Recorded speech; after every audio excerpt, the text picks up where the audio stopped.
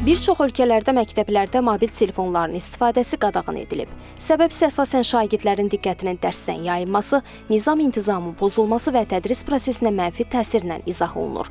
Azərbaycanda da bu istiqamətdə addımlar atılıb. Məktəblərdə tətbiq olunan şagird davranış qaydalarına əsasən tədris zamanı telefon və digər ağıllı cihazlardan istifadə xüsusi hallar istisna olmaqla qadağandır. Məqsəd şagirdlərin dərsə diqqətini artırmaq və sağlam tədris mühiti formalaşdırmaqdır. Və sual yaranır. Telefonlar məktəblərdə tam qadağan edilməlidirmi? Yoxsa texnologiyalar təhsildə faydalı alət kimi istifadə oluna bilər? Zərərli alət kimi yanaşmaq doğru bir şey deyil.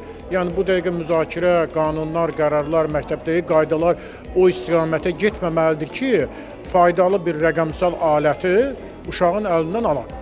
Deməli, planşetdə də telefon funksiyası var, smartfonda var, digərində var. Bunun içərisində təhsil üçün faydalı ola biləcək məqamlar var.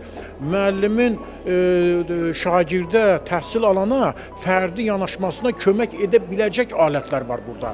Yəni düşünürəm ki, bu rəqəmsal alət, telefon yalnız deyək ki, zərərli vasitələr, zərərli kontentdən ibarət deyil ki.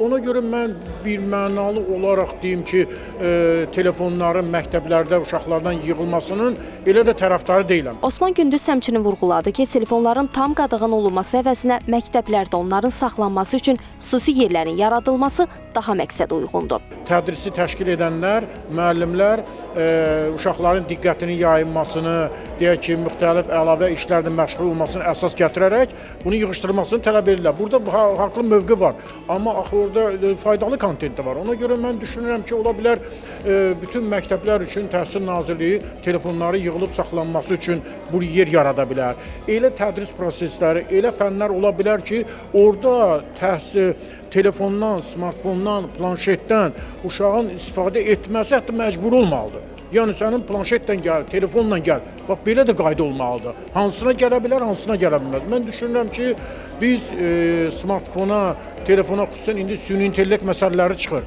Süni intellekt məsələləri müəllimə imkan verir, şagirdə imkan verir ki, onun bilik bacarığına uyğun yanaşma sərgilənsin. Sinifdə 25-30 var, hərəsi bir səviyyədədir. Eyni səviyyədə deyil ki, bunu məhz texnologiya ilə, rəqəmsallaşma və süni intellektlə biz fərdiləşdirə bilirik də. Ona görə bu cür yasaqlanma da o prinsiplərə ziddir. Ona görə mən düşünürəm ki, gələcəkdə elə etmək lazımdır ki, bu müəllim üçün bir köməkçi alətə çevrilsin.